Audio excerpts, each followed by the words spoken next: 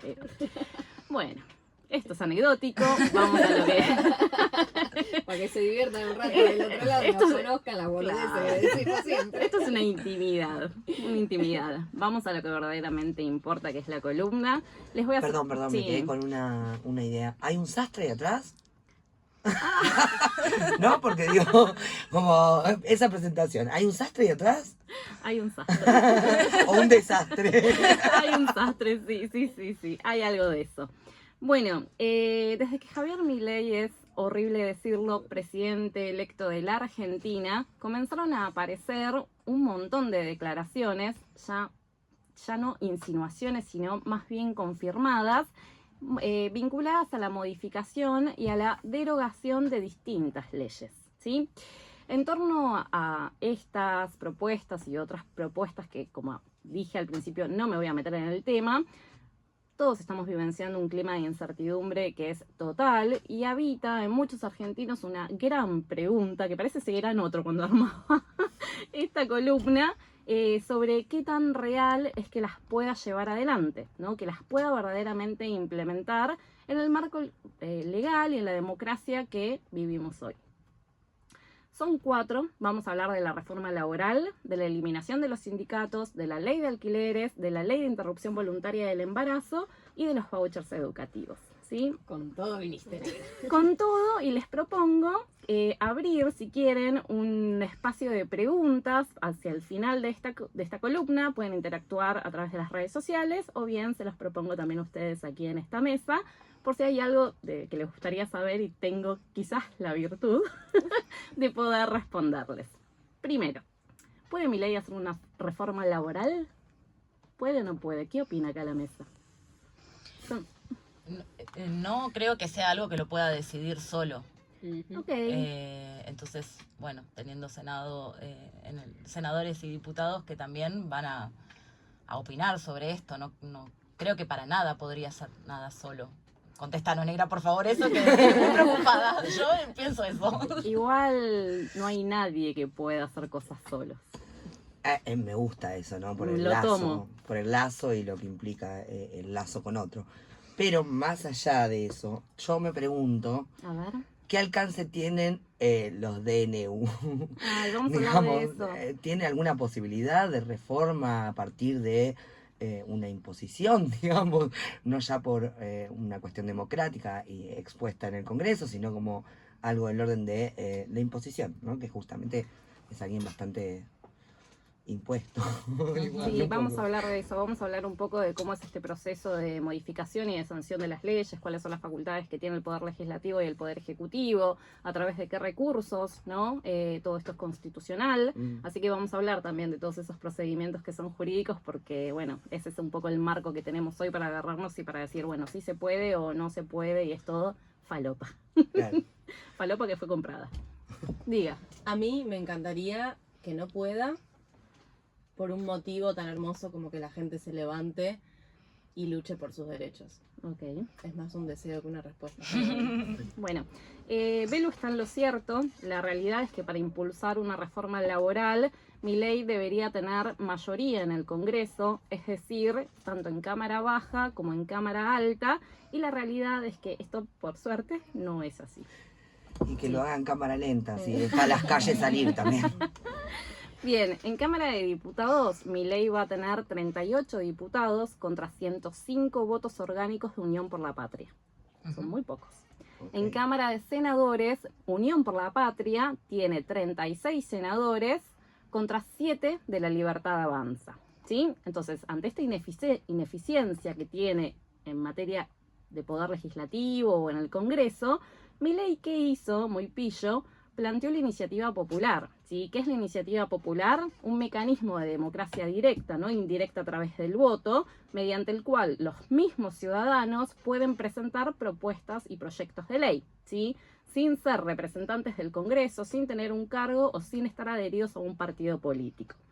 Sí. Perdón, pregunta. ¿cuántos hay del PRO? ¿No? Porque digo, ahora Bueno, que estamos en esto, esta... esto es interesante. Voy a llegar a esa parte. Perdón, estoy ocupando el lugar de Lili hoy con el spoileo. Qué ansioso que vino a la mesa. La mesa quiere saber. Sí, quiere saber. Espero que el otro lado también quieran saber, ¿no? Bueno, pero también hay un tema, ¿no? Para poder convocar a una consulta popular que sea vinculante, es decir, que a su vez sea obligatoria y tenga fuerza de ley, mi ley también necesita mayoría en el Congreso, ¿sí? Entonces, la realidad es que, como dije antes, no la tiene. Entonces, por las dos vías está complicado. Por su parte, tampoco veo posible, y esto es lo que me preguntabas vos al principio, que estas propuestas las lleve a cabo a través de un decreto de necesidad y urgencia. Porque, ¿qué pasa? El Congreso los puede rechazar los DNU si no cumplen con los requisitos que más adelante vamos a ver cuáles son. ¿Sí? Necesidad y urgencia, o sea, la misma denominación lo dice en sus significantes. Tiene que ser una situación que sea excepcional, no en cualquier contexto. Claro, como la pandemia. Como la pandemia, por ejemplo. Entonces, legalmente no va a poder hacer una reforma laboral a menos que, o sea, por lo menos en estos 2 primeros años. Okay. Tenemos elecciones legislativas en el 2025. ¿Cómo pasa el tiempo? Entonces, ahí veremos si consigue tener mayoría y si gana más bancas en las distintas cámaras como para que se pueda llegar a plantear en una sinergia con otras fuerzas y con otros partidos políticos algo de todo esto ya con un marco no de certidumbre, sino de certeza. Por el error del principio. Y la realidad es que este es el panorama más vigente a hoy, ¿no? Cuando se confirmen las alianzas que va a haber, el conteo legislativo, digamos, puede ser diferente, ¿no? Y esto es lo que vos me preguntabas, porque no necesita solamente el apoyo del PRO, necesita todo el apoyo del PRO y también de los radicales. Entonces, con este discurso que hubo en toda la campaña de en contra de la casta, que finalmente termina haciendo alianza con la casta que él mismo criticaba, digamos, generó un montón de disrupciones, de rupturas y de desilusiones, ya que vos vas a hablar de la desilusión. Igual me pregunto entonces, ¿a quién votaron los radicales? 1 y 2, ¿qué votarán los radicales?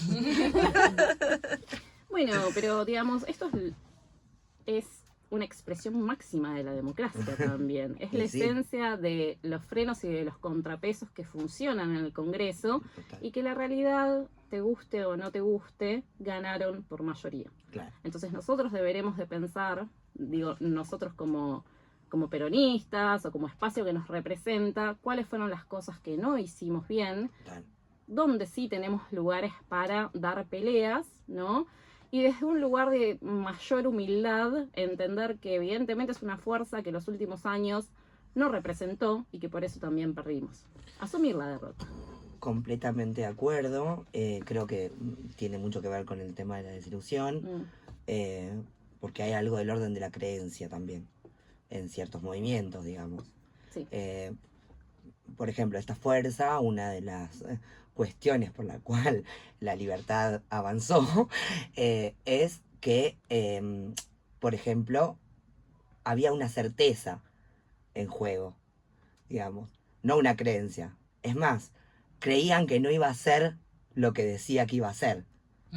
Bueno, ¿no? pero eso, bueno, justamente, y que a raíz de esto, de creer que no va a ser lo que propone que va a ser, es que armé esta columna. Porque ojo con ese discurso también, Sí, porque digo, el marco sí. es este, ¿no? Pero también estoy contando que hay posibilidades de que eso se lleve adelante. Claro. Lo que pasa es que es un experimento social.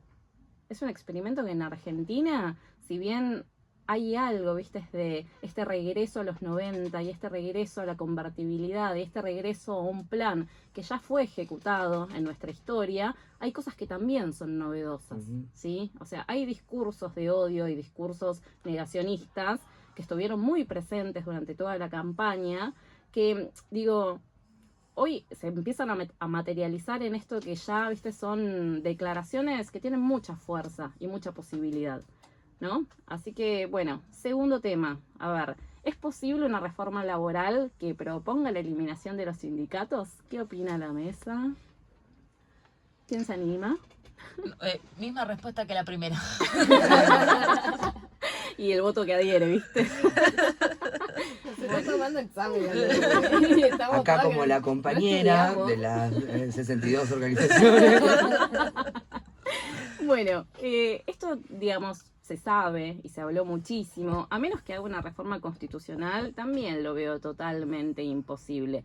¿Qué pasa? Nosotros tenemos en la Constitución el artículo 14 bis, ¿no? Que explícitamente, me costó esa palabra, dice, y se los traigo, el trabajo en sus diversas formas gozará de la protección de las leyes, las que aseguran al trabajador, entre un montón de cosas, organización sindical libre y democrática.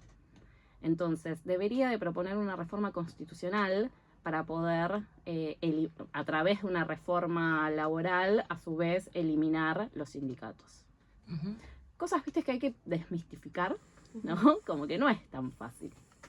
Tercero, ¿quién y cómo puede derogar la ley de alquileres y la ley de interrupción voluntaria del embarazo? Esto es algo que también, viste, generó en su campaña mucho revuelo, lo hablábamos al principio, porque era un ataque constante contra los feminismos, contra las luchas de los últimos años, la conquista de derechos, minorías y poblaciones vulnerables que requieren, viste, de la protección del Estado y las garantías del Estado en un montón de aspectos, ¿bien? Entonces, primero el Poder Legislativo lo puede hacer. ¿Cómo lo puede hacer el Poder Legislativo? Lo puede hacer, puede derogar una ley de manera expresa, es decir, sancionar una nueva ley que establezca que deroga la anterior en forma total o parcial, ¿sí? O lo puede hacer también de forma tácita, esto es con una nueva ley que regule algo que ya está regulado en una ley anterior, y entonces deja de aplicarse esa ley anterior, y aunque no lo diga expresamente, ¿sí? Son los dos mecanismos que tiene el Poder Legislativo. Y obviamente está completamente empalmado con lo que hablábamos al principio. O sea, va a ser una cuestión de debate, de democracia, de frenos y contrapesos y de mayorías y quórums en el Congreso. Sí. Y también ser mayoría acá en la calle, porque sabemos que... No, en serio, porque, digo, está todo este Marco. plano y este marco que es súper importante, pero siempre se va a ver impactado y afectado por lo que realmente está pasando afuera y tenemos que comunicar eso y de algún modo... Sí, luchar en la calle, que luchar. digamos, los argentinos... Digo, que la lucha se dé en los dos planos. Sí, Eso.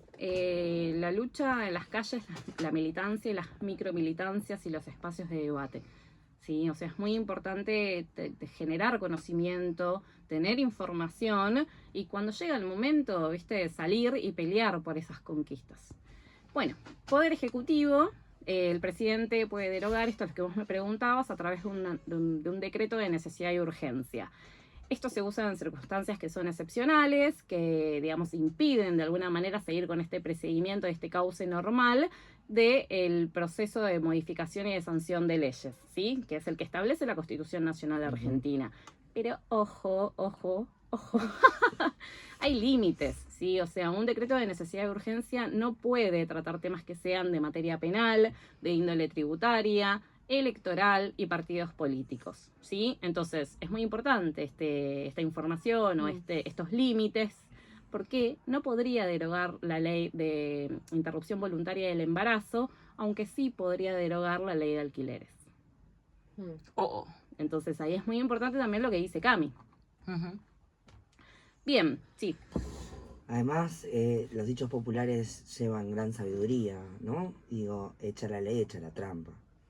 Digo, con Macri pasamos algún que otro DNU, ¿no? Que no sé si estaba enmarcado dentro de estas cuestiones que no, supuestamente no eran de urgencia. Sí, siempre hay Entonces, grises. claro. Siempre hay fisuras. Bueno. Siempre hay fisuras. Y de hecho también Macri en el 2015 es un antecedente en esta iniciativa de querer modificar la ley de contrato de trabajo y tampoco pudo hacerlo.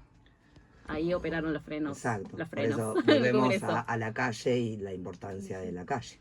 Sí, la reforma jubilatoria, Exacto. ese noviembre o diciembre tan nefasto, creo que fue el 2017, si no me equivoco. La Sí, reforma jubilatoria, 2017, sí. una calle militarizada, heridos, Pegándole represión. a la vejez, mucha o sea, represión. dale. Pegándole a los abuelos que estaban deshidratados un día, o sea, que hacían 40 grados de sensación térmica. O sea, hay que tener memoria. Bueno, justamente por todas estas dificultades, Milei, de nuevo, en sus discursos, en su campaña, lo que planteó es someter la derogación de la ley del aborto a través de un plebiscito. Rápidamente, un plebiscito es muy parecido a lo de la consulta popular, es una forma de consulta popular directa, un procedimiento jurídico por el que se somete a votación popular una ley o un asunto que es de suma importancia para el Estado, ¿sí? Entonces, bueno, qué sé yo, ahí se verá también qué es lo que opina la gente, ¿no? En la calle y demás cuestiones.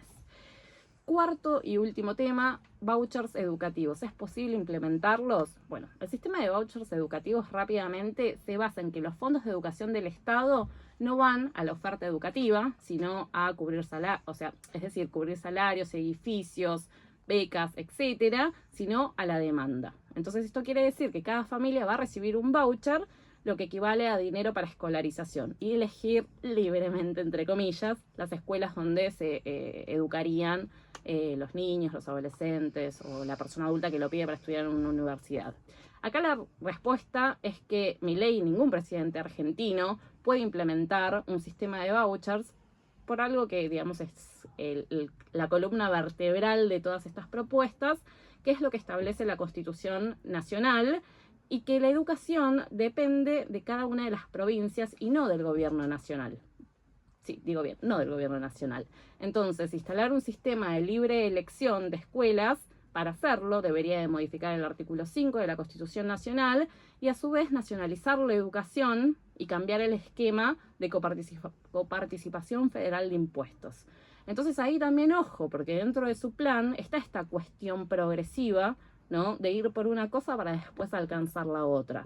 Digo, dolarizar la economía hoy no es posible, pero sí propone la convertibilidad, que es mucho más fácil hacerlo. Cerrar el Banco Central de buenas a primeras no es algo que va a hacer ya, pero es un proyecto que tiene a corto plazo. Entonces, cambiar la Constitución por ahí no es posible, pero sí, o sea, y someter la educación a estos sistemas de vouchers, pero sí está proponiendo cambiar el tema de la coparticipación federal de los impuestos. Entonces, ojo, ¿no? Para entender que digo, todo esto, ay, si yo lo voto porque en realidad nada de lo que dijo que va a hacer es posible, no lo puede hacer.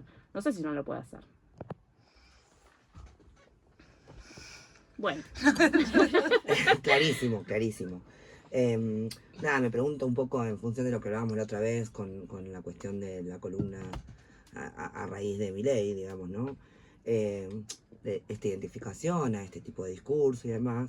Cómo está habilitado también actualmente más con el tema de la inmediatez, la fake news y demás, cómo se puede decir cualquier cosa, ¿no? Porque digo, en campaña presentan estas cuestiones, no solo el negacionismo, ¿no? Digamos, pero cómo está habilitado a decir cualquier cosa, ¿no? Digo, por ejemplo, durante la campaña, creo que si fue un solo periodista que le preguntó de dónde va a sacar los dólares para la dolarización, fue un montón. O sea, entonces la responsabilidad, ¿no? Al momento de transmitir lo que van a hacer con un país.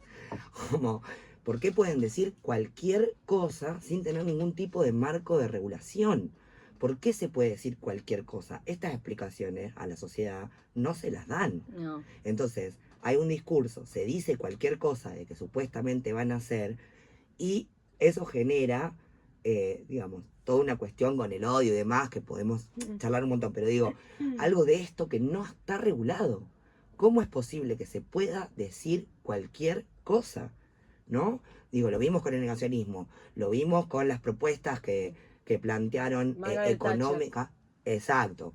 Lo vimos, lo escuchamos en un montón de cuestiones y ningún periodista llamado responsable le hizo la pregunta de dónde va a sacarlo. Y ningún periodista varón, o bueno, no, retiro lo dicho. De nuevo, reformulamos. Muchos periodistas, sobre todo, masculinos. Ajá. Sí, la masculinidad lo sigue mucho. Nadie lo frenó. Cuando hizo la metáfora perversa del Estado, como los niños que están cubiertos en vaselina, el chabón que lo estaba entrevistando dijo, no, vas a decir, y se rió. Sí. Sí, lo tomó como chiste. Y no lo frenó. Entonces, también Sí, se toma con... Responsabilidad. La responsabilidad de los medios masivos de comunicación que está completamente ausente. Sí. Igualmente eso tenía un objetivo que creo, ¿no? Y un efecto, que es el de escindir y separar el mundo político de la esfera social Sí, y del compromiso político total. de las personas. Pero digo, la responsabilidad también a nivel de regular, que no se pueda decir cualquier cosa en cámara, loco. Perdón, estoy sacada. Bueno, lamentablemente da para hablar un Sí. montón, pero tiene que entrar también tu columna, amiga, así que nos estamos Sí, quedando bacana. sin tiempo. Sí, podemos seguirlo en la tanda, en el bloque que viene. Gracias, Negrita, muchas gracias. Hermoso. Ha sido un placer compartir nuevamente una temporada con vos, 5 años. Así que muchísimas gracias, súper Bueno, interesante. como Gracias, siempre. gracias a ustedes. Estoy muy contenta también de poder seguir manteniendo este espacio, esta columna y de seguir informándolos con lo que se puede.